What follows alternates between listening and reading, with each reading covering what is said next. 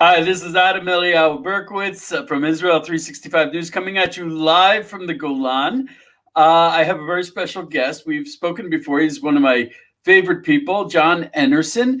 And I very rarely do this. Usually I think that saying that I really like a person and I think he's awesome is enough reason to give him creds to be on the show. But we're discussing a really rough subject today, something that a lot of people are going to really feel strongly about. So I want to give a little bit of background of who John Enarson is.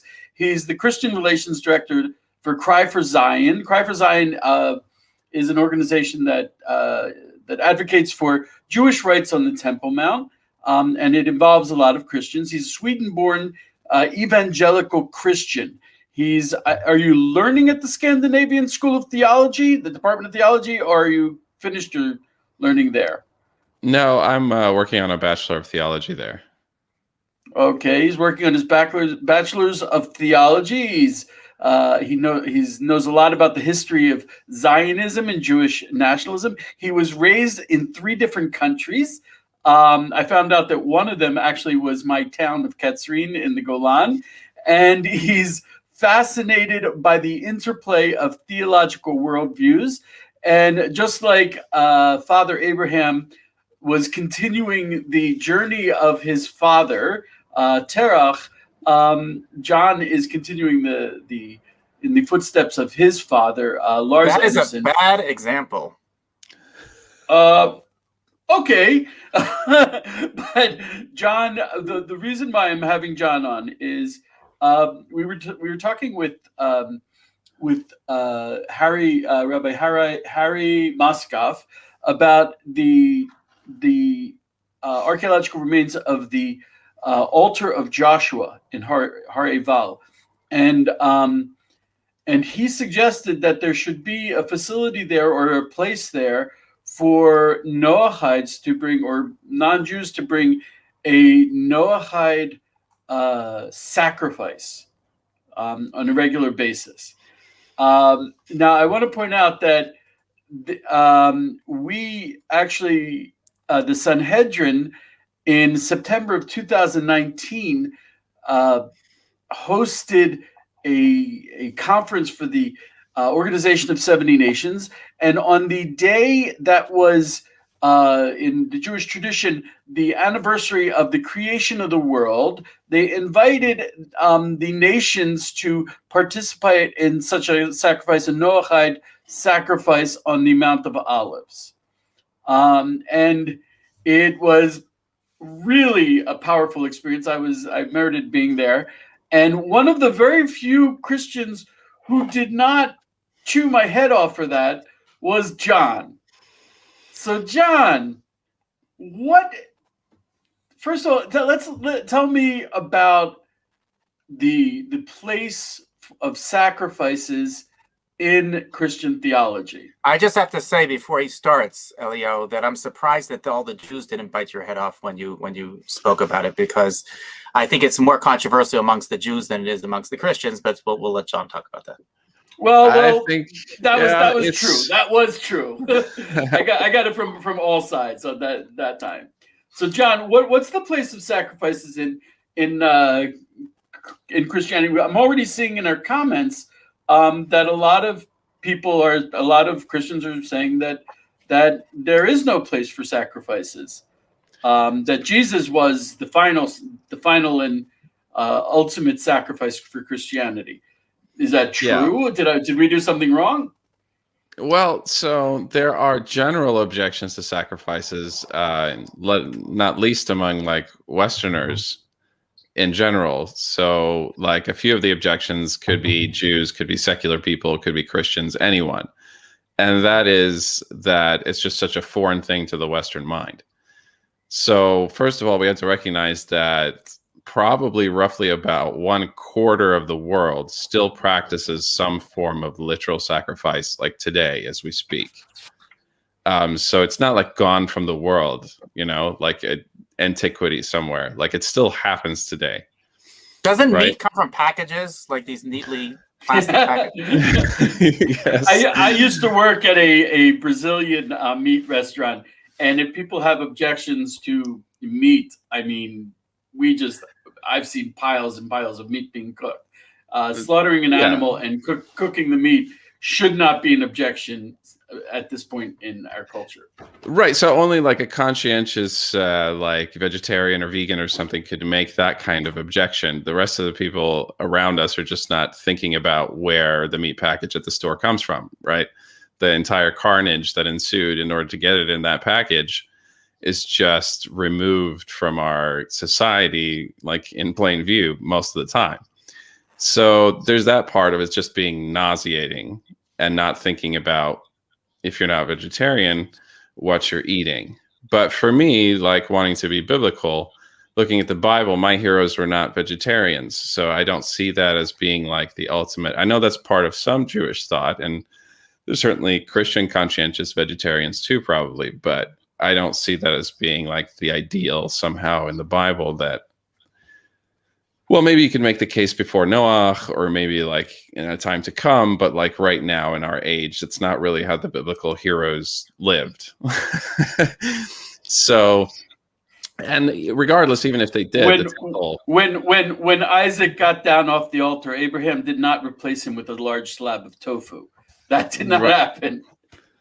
And it didn't go too well for Cain either compared to Hevel. There you go. It might have been more a heart issue there, but so there's that. But I mean, we've so like sanitized the whole picture of God. So the thought that he had at some point asked for sacrifices, and he starts describing how the priests are going to, you know, clean the kidneys or whatever. Most people just end up being nauseated rather than blessed, as one Bible teacher put it. So there's that aspect of it. But if we put that out of the way, like Christians still believe, at least like in some sort of literal like sacrifice. Of course, in other contexts, human sacrifice, you know, for Jewish people, perhaps the Christian view is that like Christians believe in the human sacrifice of Jesus, but like we still believe that it's some form of atoning death of Jesus, and it's called a sacrifice regularly.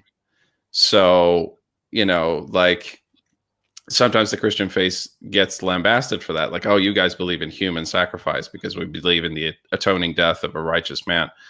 So, you know. By the way, that is, Elio mentioned earlier the binding of Isaac, and that was considered to be the one of the 10 tests that were given to Abraham. And the reason that was such a difficult test for him, besides the fact that he was asked to slaughter his only son, is the fact that he was fighting his entire life against the concept of human sacrifice. Human sacrifice was something which was normal at the time. And he was saying, this is wrong, this is not acceptable. And all of a sudden now God's telling him to sacrifice his son. And he's in this dilemma of what to do, because on one hand, he understands that this is morally pungent. What's the word? Repugnant. Repugnant is the word I was looking for. Exactly. I'm a writer. I know words. That's right. On the other hand, he's being asked by God. He knows clearly this is what he has to do, and he doesn't. He's stuck there, not knowing what move to make. Yeah, I also just want to re-clarify one other thing, and we've clarified it the last time we were speaking. But according to the Jewish tradition, the idea of sacrifices is not for God. The sacrifices are for us. We're not. God is not asking. We don't have a God that asks us. You know, I need some meat. You know, I'm hungry and I need some meat. That's not the way it works. We're not doing it for God. We're doing it for our benefit. Okay. And that can be discussed exactly what that means. Okay, so I want to wait, John, if I may. I want to point out that John and we're dear friends. He was just in my house the other day. I met his wife and kids, and we have a high level of mutual respect and affection. So this, I think, allows us to really get down into the mud and slog it out, the real serious issues that might not be asked and addressed in other formats that are not based on such mutual admiration and respect. So you touched on something that is hugely problematic. In Christianity, is Jesus a sacrifice? Metaphorically, it's not literal. So we, like Christianity, but he literally died. Yes. He was literally killed. Now hold on. we would affirm all the passages. There's other parts of the Hebrew Bible that, besides the part where God reveals to Abraham that he doesn't want human sacrifice, there's other parts that says God says, like through the prophets, it didn't even enter my mind, to require human sacrifice. This is a terrible idea. So in Christian thought, people like the Romans who put Jesus to death or whatever it may be are liable for sinning against him. But Jesus foreknew that it would happen, and he was willing to be martyred, essentially. So it's more in a metaphorical sense of the death of the righteous atones. That's the concept. So it's not the fact that he was like some sort of like sheep, and even in that sense, if he was, like, the biblical requirements for a sacrifice in the temple is like you don't harm the animal. Like, he was crucified and nailed through and all sorts of like things. It's not what you do with a sacrifice. Right. And something that, and it wasn't on the Temple Mount, which is where a sacrifice should have been made. I also want to point out, Janet Martin wrote that Jesus is not a sacrifice, rather he offered himself up willingly. That's also the tradition we have about Isaac. Isaac was a young man in the prime of his life. Abraham was very old. And nonetheless, this test of Abraham was also a test for Isaac, in that he offered himself up willingly, in that respect. So what do Christians mean when they say that? Can I just add another Jewish tradition over here? Because in Jewish tradition, we also have such a concept. There are the 10 martyrs that happened around the same period of time, which were murdered by the Romans, and we refer to them as sacrifices. Now, we don't mean human sacrifice when we're speaking that. Like John explained, this is definitely metaphorical. We don't mean that there's such a thing as a human sacrifice, and clearly it was not something that we chose for these great rabbis to die. This is something that they were considered martyrs. They were people that were killed because of their religion, because they taught Torah, and therefore they were but we have a tradition in the Talmud that says that when great righteous people are sacrificed, when they die, as a result, there is a atonement to the entire people.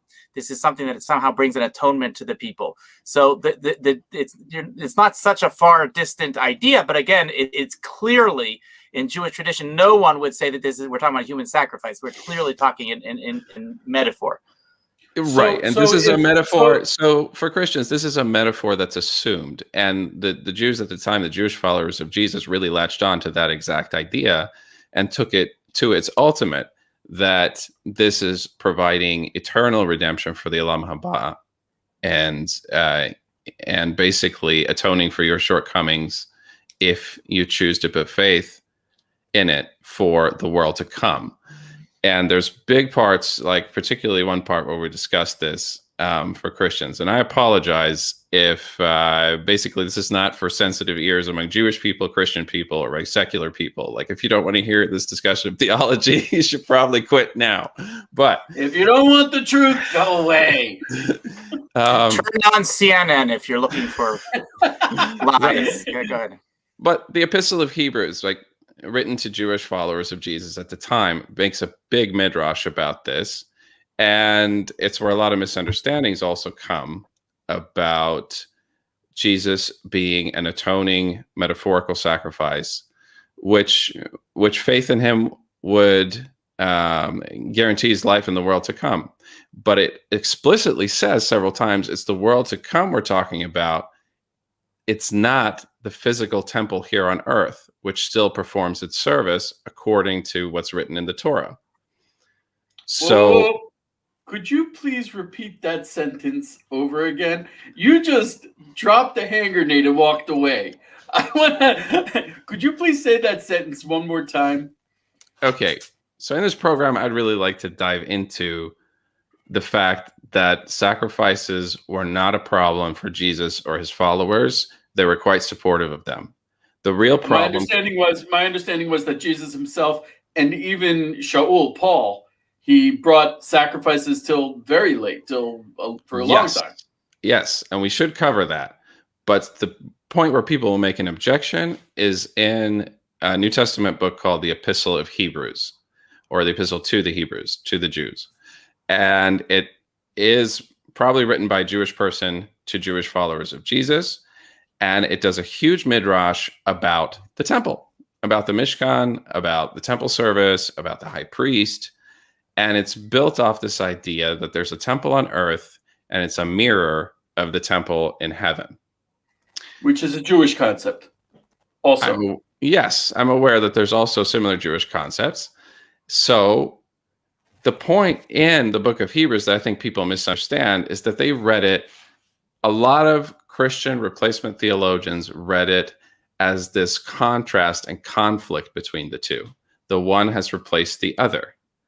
But the argument is not that. It's, what's it called in the Talmud, like from the light to the heavy?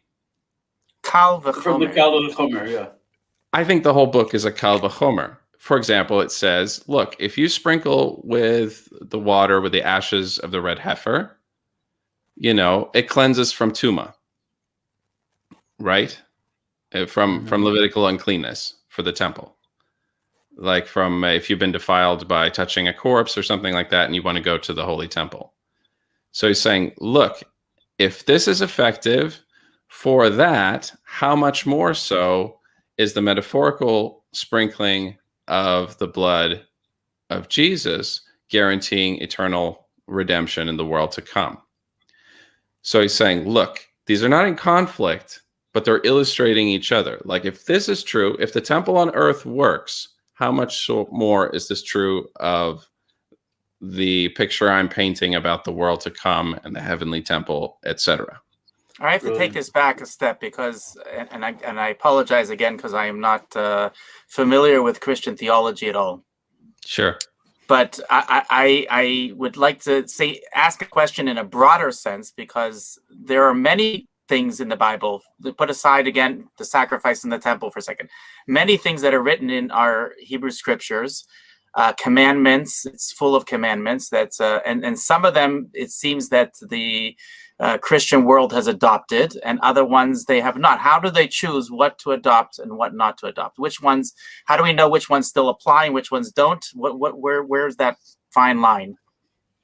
So Christianity has throughout the ages had many explanations for this. For me, the true historical truth of it is that Jesus' disciples made a difference between Jews and Gentiles and said Jews are responsible for all of it, but Gentiles should become God-fearers and followers of the Messiah, but they don't have the same requirements of the same mitzvot, of the same commandments in the Torah.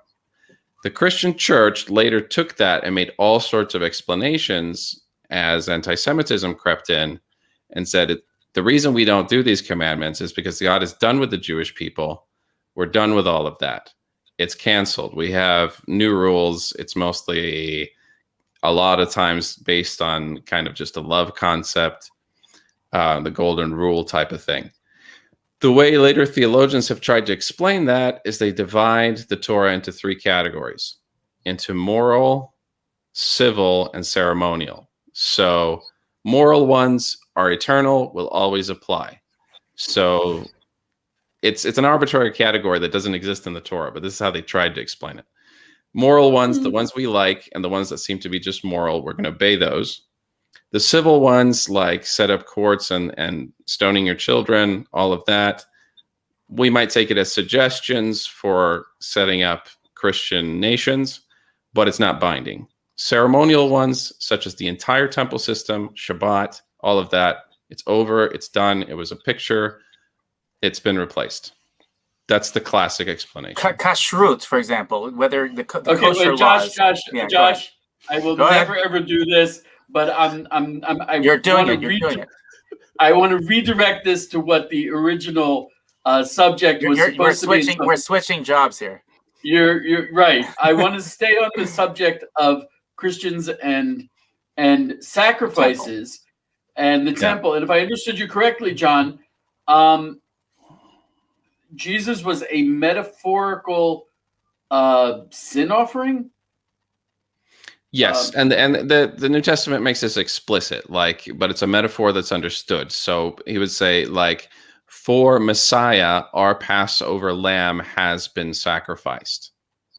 Like, he has died for us, an atoning death. Like, he died so that we don't have to die an eternal death and not inherit the Olam Haba, the world to come. I should point out that we're coming up on Passover very soon. And I've written a couple of articles, and I spoke to a lot of Christians about their observance of the Seder evening, the Seder service, and Passover. And that is the hugest sticking point, something that's, which is when they talk about the Passover offering being Jesus being the Paschal Lamb. The problem I have with that is the Paschal Lamb is not a sin offering. So, but I want to get back to a point that you mentioned before. So you're saying that we have a concept of a metaphorical temple, metaphorical offerings, and then we have the actual physical manifestation. And they are connected. Yes, and one does not cancel out the other. Correct. In my view, and a post-supersessionist view, in other words, in a view that's rejected replacement theology, it's not about one canceling out the other. They're in divine harmony, illustrating each other. They're not in conflict. You're saying this is one of the results of replacement theology. And I as a Jew who has learned Bible with Christians, there's a lot of amazing things Christians do. But one of the things that replacement theology has done is it's forced them to turn the entire Bible into a parable. And here we have it more specifically, our subject of the sacrifices. You're saying that their Christian theology does not obviate, does not cancel out the need for an actual temple. Is this true for Christians or just Jews? By the way, I agree with Eliyahu Zerubbabel's comment that he says Gentiles at no time whatsoever will be required to offer animal sacrifices for sins. The 70 bulls of Sukkot were offered for the 70 nations, and Gentiles did not participate in the slaughter, only Kohanim. That is clear. They are able to bring sacrifices, and it's not necessary for them to bring sacrifices in the temple. That's a subject I'd like to deal with tomorrow. I'd like to see if I can get an expert or at least do some research and find out which sacrifices that the nations will be either required or permitted to bring in the third temple. But right now we're working out how Christians feel about it. Okay. And it's connected to what Josh was bringing up, is like, how does really replacement theology work? And I would say that the temple service is the last stronghold of replacement theology in Christianity. Even people who would say, many Christians who would say that Christianity has not replaced the Jewish people are still God's chosen people. Somewhere along the line, this is the hardest hang up, and somewhere in the back of their mind, they're saying, but the whole temple thing is canceled. At least that part's over. Sacrifices should not be brought back. That part was done away with. But if you're going to be consistent, if rejecting replacement theology should reject that as well. And the gut reaction among most Christians when you're talking about this is like, oh, so you're saying we're going to offer sacrifices again? Like Abraham, everybody's going to light up a barbecue in their backyard. Like, is that what you're talking about? Are we going back to like an antique, like kosher form of paganism? Like, it's just like shut down from there. And it's very important to point out, what we'll discuss more, is that if sacrifices were brought back, they're not required from the nations. It's perhaps permissible, but it's not required. So, but as far as replacement theology works in the New Testament, the authoritative source. I'm sorry. I hate to keep interrupting you. I'm interrupting you not because what you're saying is so explosive, so impactful that one phrase that the temple and the sacrifices are the last stronghold of replacement theology.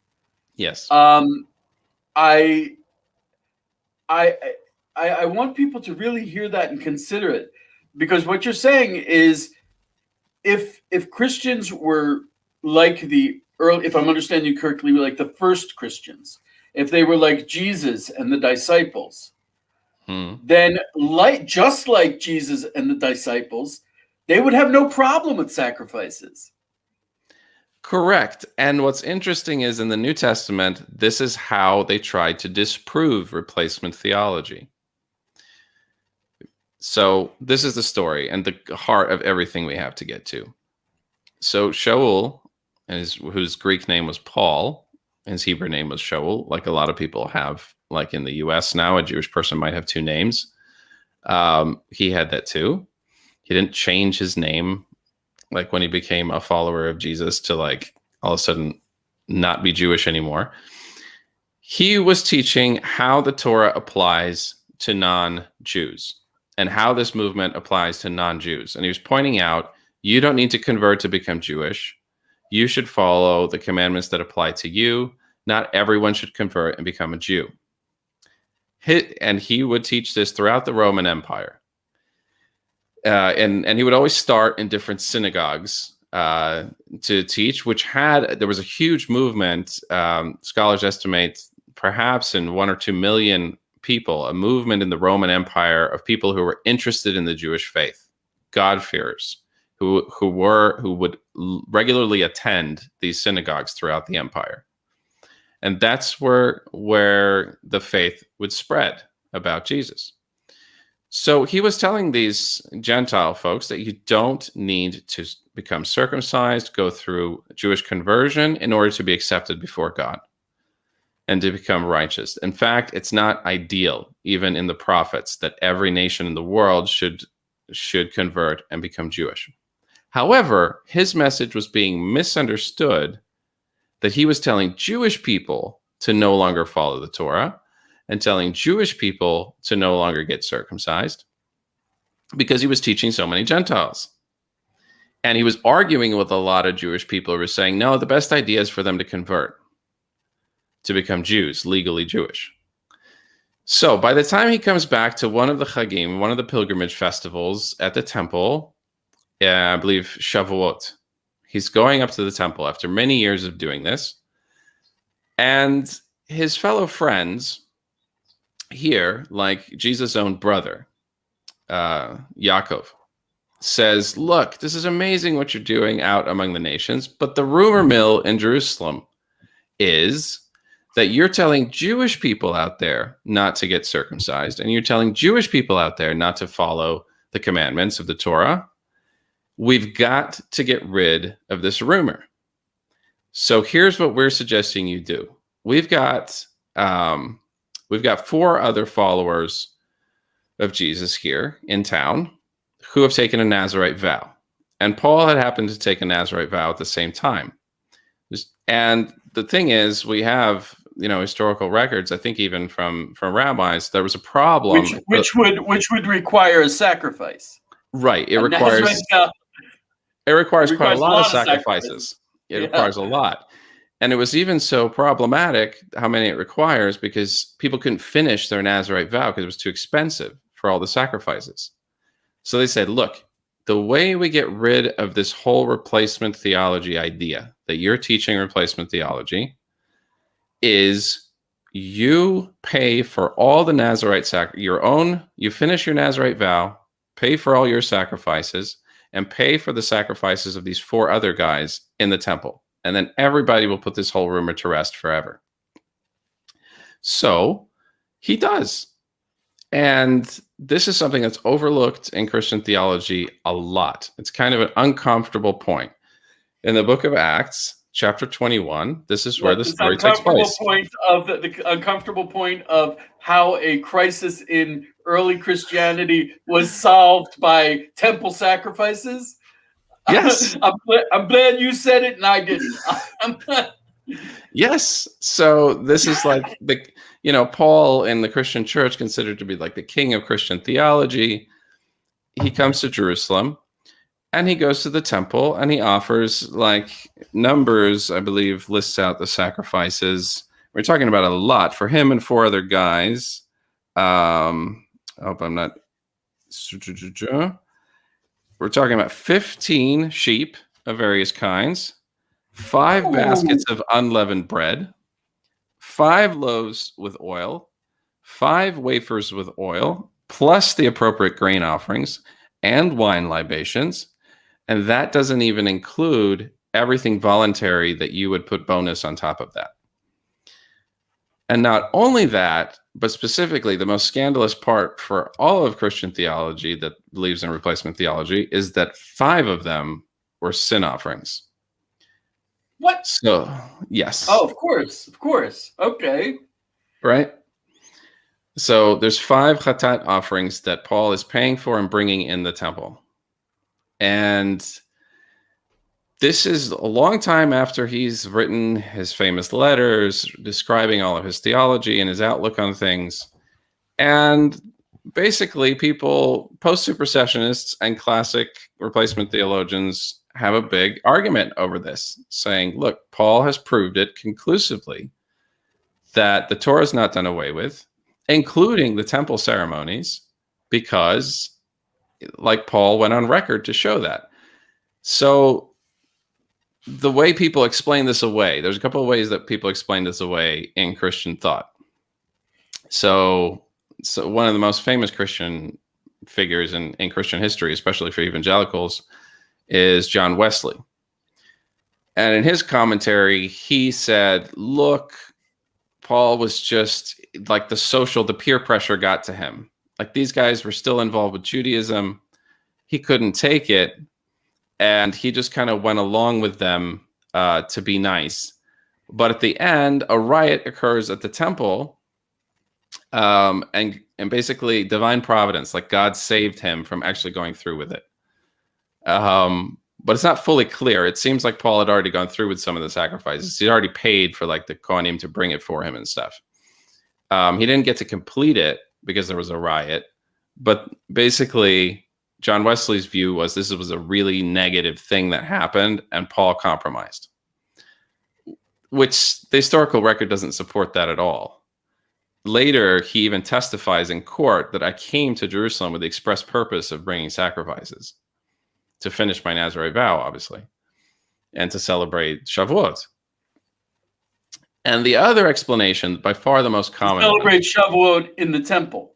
In the temple, yes. By far the most common explanation is that Paul was some kind of chameleon who used deception in order to spread his message. So he could be like, he had this amount of flexibility that he could be kind of Jewish when he was with Jewish people. He could be kind of Goyish, like a little bit Gentile when he was with Gentile people. He would have a ham sandwich when he was with them. He would act all like very frum when he was with Jewish people, also that everybody would have the most acceptable picture of his message about Jesus. And it's called being a Jew to the Jews and being a Greek to the Greeks, because Paul talks about that sometimes. Now, that's in my mind, that's an impossible view. First of all, because the book of Acts makes it explicit that Paul is saying, like, I'm not going to compromise one bit. I'm going to Jerusalem to bring sacrifices. He testifies later. And secondly, Christians often don't think about how hypocritical or deceptive that is. And Paul himself says in one of his epistles, I do not use deception in preaching the gospel. I don't use deception.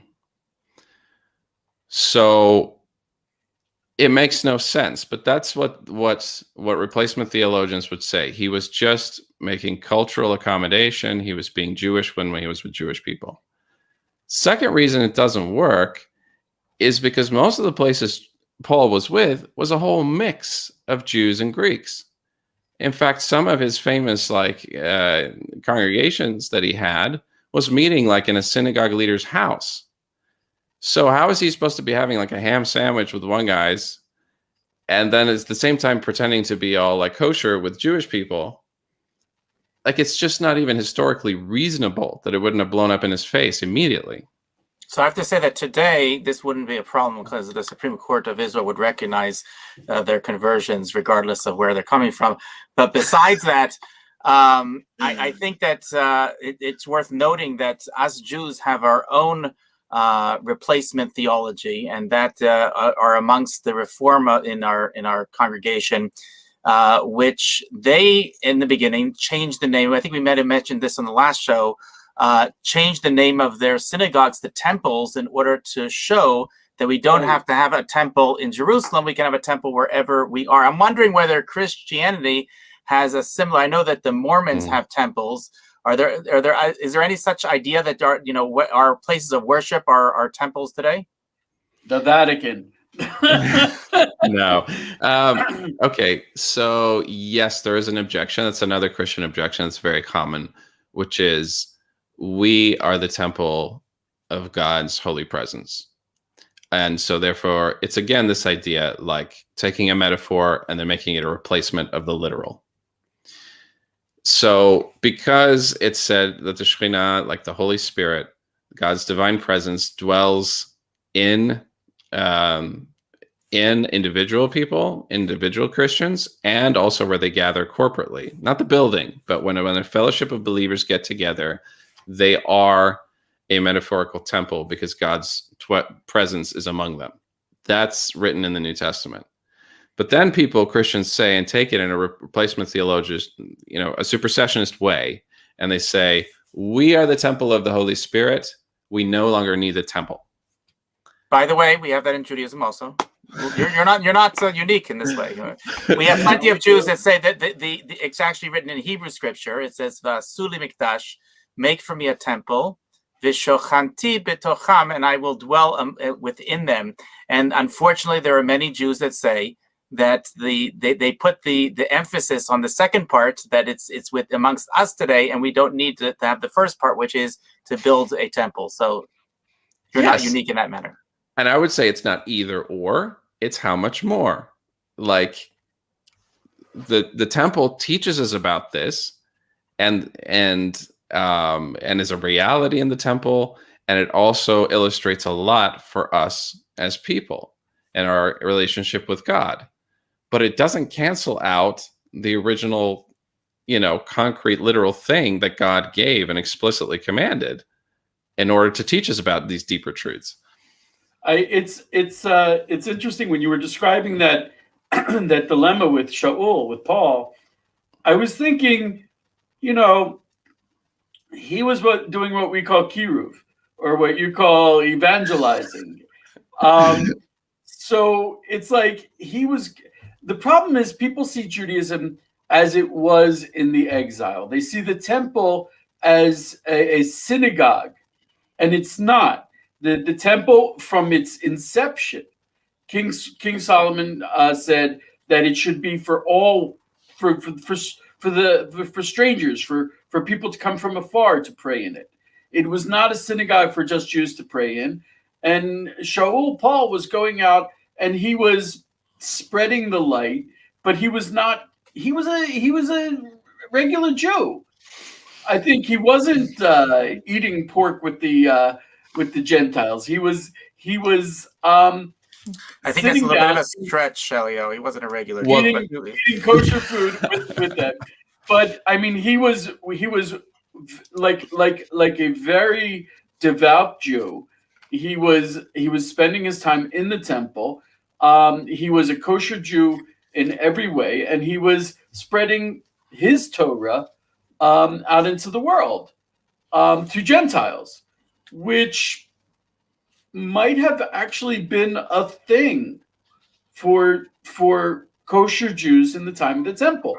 One of the things the exile has done to the Jews and the lack of the temple is it's turned us insular. We've built walls. And it could be, and I wonder, we were talking about this yesterday, that it's interesting that Christianity broke away from Judaism with the destruction of the temple. It was almost coincidental, coinciding.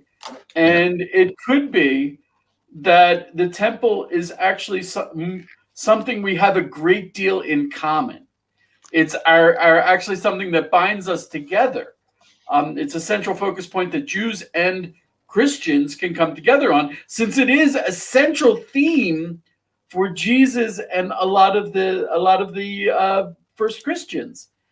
So for Christians to reject that, it is the last bastion of replacement theology. Yep. And I just, if I made one more point, I think that it's the Jews are also partially to blame.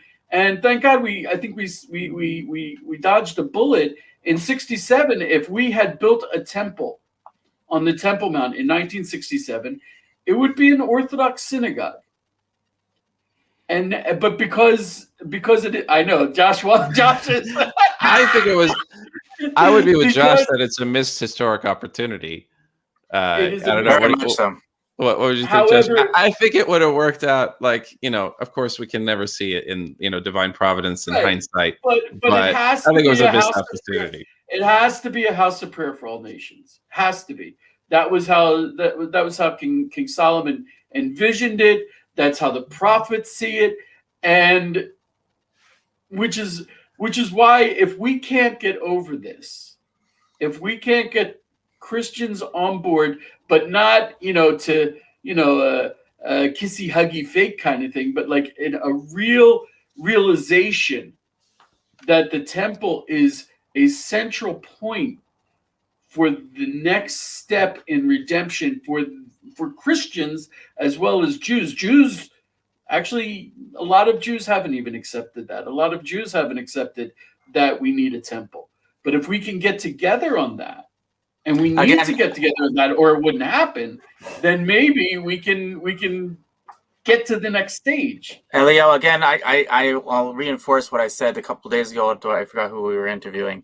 And I'm sure that both you and John disagree with me on this. But I do not believe that the temple is going to be a temple for Christians. I don't think that the temple is going to be a temple for any other religion.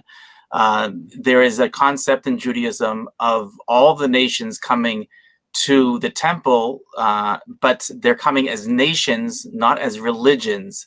If you're going to have other religions, Buddhists, Hindus, Christians, Muslims coming as their own religions, that is not going to be accepted in the temple. The temple is a place where everybody accepts the one God, the God of Abraham, Isaac, and Jacob. And once they've come to that realization, at that point they will be accepted. But it's for temple sacrifice. Until then, they have what to learn, and we have what to teach them. So I am a little bit closer to you, Josh, in that point, is that I'm not fully on board with the idea of for all nations, meaning Hinduism, Buddhism, kind of interfaith, some idea. I do, however, think that Christians and Jews share the Hebrew Bible, which we don't with Islam or any other faith, larger faith. Whether that's going to be acceptable for us to enter the court of the nations, I kind of prefigure it as if it were to happen concretely in our time. Perhaps it would be like the Western Wall, where a lot of Christians come to respectfully pray. Even world dignitaries do come, whether they are even atheist, to visit and to reflect. In the court of the nations, I don't believe that Christians have the right to go beyond the court of the nations into the court of Israel, the women's court, or so on, or beyond the soreg in this age. But yeah, I'm not exactly an interfaith, lovey-dovey kind of one world peace, John Lennon kind of vision. But yes, I don't know what it will, but even if it were the case that Christians were not allowed in the temple, let's say that's the case, and the rabbinate in such a hypothetical future. To clarify, I was not talking where they're allowed and where they're not allowed to go. I was speaking about the idea of the acceptance of their sacrifices that they're going to be bringing or paying for sacrifices, and we are going to be offering them on their behalf. We are going to be offering on the behalf of the nations, not of other religions. There's a very big difference between the two of those. So we're going to talk about that next show. Yeah, how do you explain that is what was happening in the second temple and the first temple? That's the crux of part of the next show. Right. But These are all teasers for the next show. We're however, only starting to get dicey here. We're going to be out on the edge. But okay, so let's say you're right, and this becomes an exclusively Jewish affair, and you don't consider it to be fulfilling Isaiah's prophecy. Not at all. You know? Whoa. I am all into Isaiah. Believe me, Isaiah is my man. Right, but like until Christians he abandon says nations. Christianity, He doesn't say other religions. He says specifically, "Ki beiti beit tefillah yikareh lechol ha'amim." Amim are nations. Nations doesn't mean that they're going to be worshiping other gods. It means it means that they are going to be in line with the idea that there is one God, that is the God of Abraham, Isaac, and Jacob, and then we will bring sacrifices on their behalf. If people come like you just described as interfaith, they're coming because they believe whatever they believe, and they're coming as their own religions, that's where I have an issue. Okay, so I'll take that on, even though it's from the next show. I would say that historically, the Jewish people haven't done it that way. Like King Cyrus wanted sacrifices brought for him and the royal household, and they were brought, and they were even brought in the Second Temple for the Roman Caesars, if I understand the history right. And it was, everybody understood that he was still a pagan, worshiping other gods. So I don't think straight up pagan. Right. So I don't think that even sacrifices brought on behalf of such individuals, we'd have to ask an expert, that they may even still be brought, even though I don't think it's a good thing. And I think Isaiah is talking about rejecting idolatry in all nations, serving the God of Israel. We just have obviously theological differences on what exactly that means. Save it for the next show. I want to point out that in this vein, the Rambam, Maimonides, actually said that since Islam was not idolatry, very clearly not, even though it's not Judaism, that it's preferable that the Muslims were on the Temple Mount rather than the Byzantines. Because I don't know where he says that. Can you show me the source for that? I'll have to find that. I think Rabbi Winston told me that once. You might want to ask him next time. He does speak about Islam not being an idolatry, and therefore you can figure out from that it would be better that they would be there if they're not idolatrous. Right. But I don't think he says that what you just said. But, and it's interesting that Islam views. There's a question about whether Islam views Catholicism as idolatry. On one hand, they don't, because Catholicism has a book, namely the book. They do adhere to the Bible, but at the same time, they have idolatrous practices, being the belief in the Trinity. And so, when we're talking about idolatry, there's not a clear Jewish definition of it. What? Where are you getting this from, Elio? I'm sorry. There's a whole tractate of the Talmud speaking about the definition of this thing. I don't know what you're getting, where you're coming from. For the purposes of the Third Temple, I don't think there's been a recent ruling on Christianity. So that's clearly not where my expertise is going to go to weigh in. Right, for the purposes of the Third Temple. We're going to have to say this for another show. We're off the show. We got a lot of stuff. We'll take care of this off the show, Elio. Okay. Us Jews will get to go in the backyard over here and take care of this together. Yeah. I have heard Rabbi Pesach Waliki weigh in on this, that it's saying that has to do with this, that it's kosher for a Jew to pray in a mosque, but not in a church. However, that Rambam also points out that, however, it's kosher to teach Torah to a Christian because they share the Bible, but not so with a Muslim because they don't have the Bible, the same scriptures in common. So saying there's interesting dynamics there when it comes to teaching versus worship and so on. And this does have to do with their subject, because I think Josh is correct in that the temple was not a place for idolatry. And it does exclude that. So pretty majorly so. Yeah. Right. Judaism came as replacement theology for idolatry, which is why we got extra special treatment from the idolatrous Romans. However, that being said, now we have to start dealing with this for the third temple. Can a person who practices idolatry back in, let's say, India, where they have straight up idol worship in the most blatant form possible, can that person then take a vacation from his idolatry and on Sukkot come to Israel and offer up a sacrifice? The answer is no. I'm not so sure about that. Thank you for the question. The answer is no. It seems to have happened.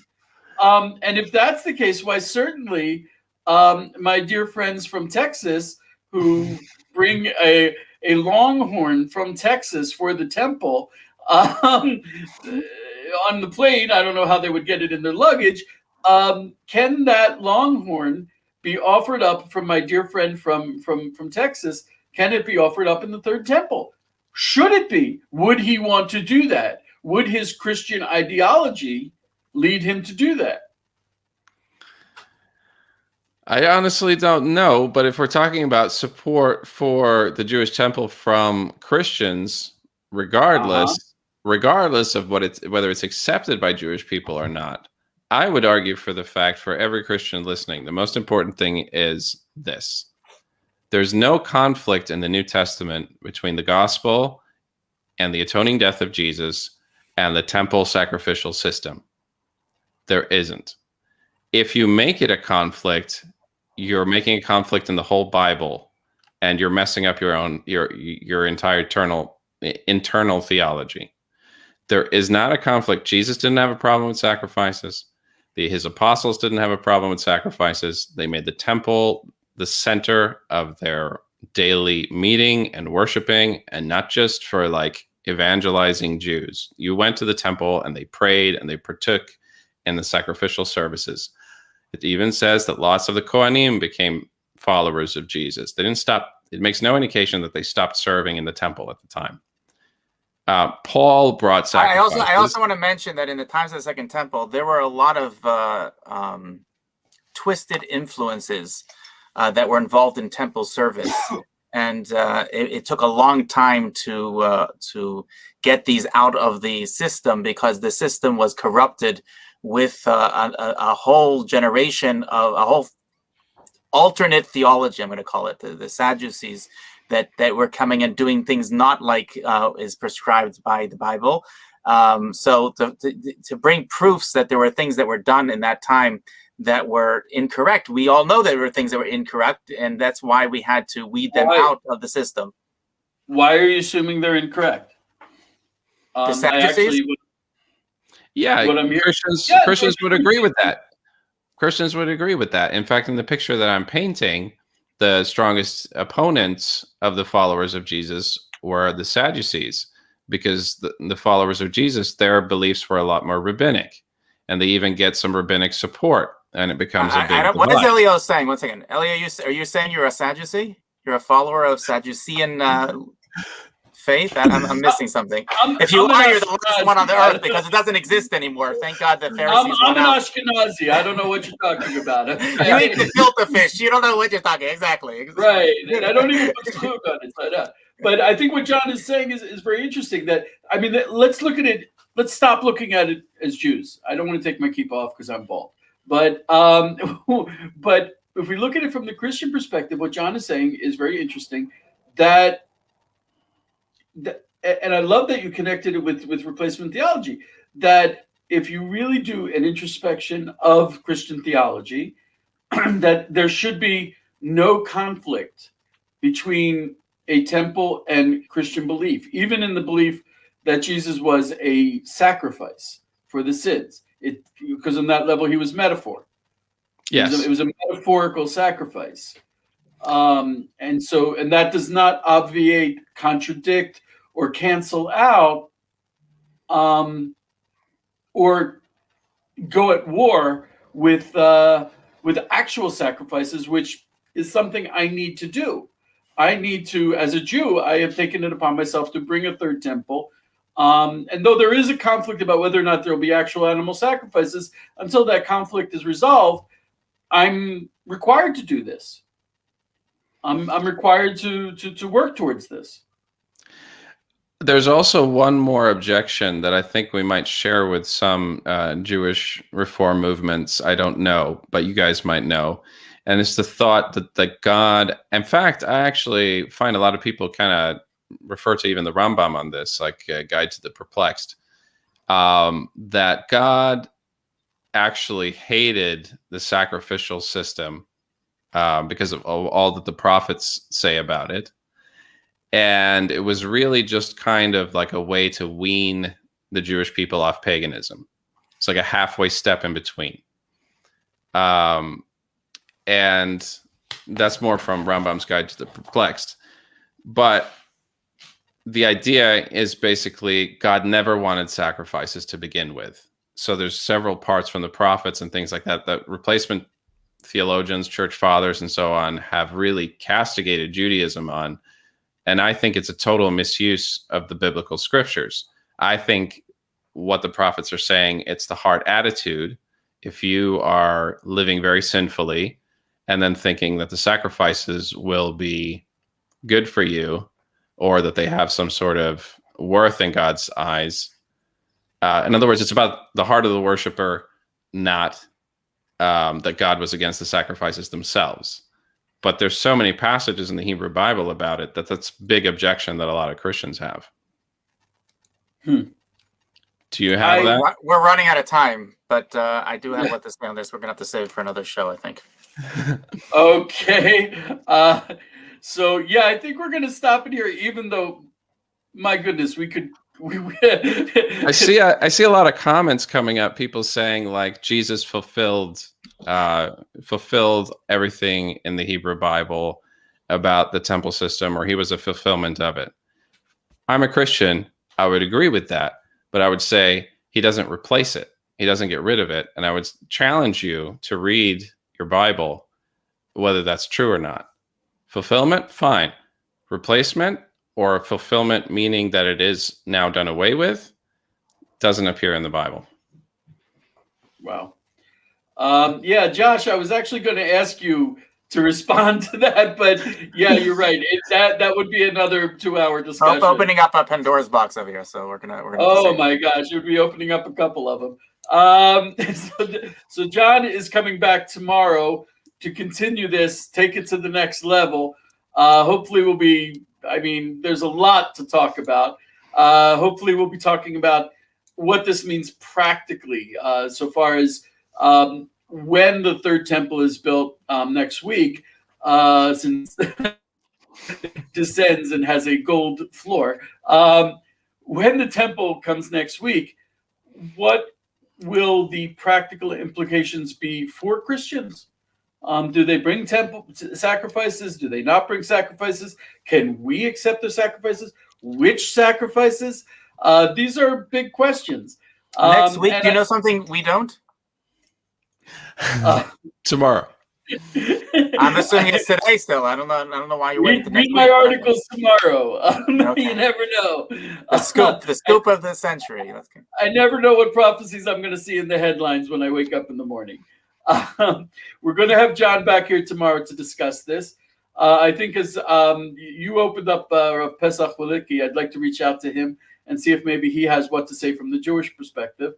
And on Thursday, we're going to be speaking with, oh gosh, I forgot his name. Just a moment. With Cameron Morris from Hayovel about replacement theology. Because as we're seeing here with John, it's very easy to say I reject replacement theology, but it really is so insidious, so built into the kishkas of the church. That's intestines for those non-Ashkenazim over here. So it goes very, very deep. And as an outsider, I have frequently encountered that replacement theology is, first of all, it's the basis of anti-Semitism and Jew hatred. But in addition, it's also horribly destructive to the Christian beliefs, the faiths, and how they learn the Bible and all that. So I'd like to bring Cameron on Thursday to discuss it. And maybe I'll also ask him about replacement theology at the Third Temple. But in any case, yeah, you're very welcome, Eva.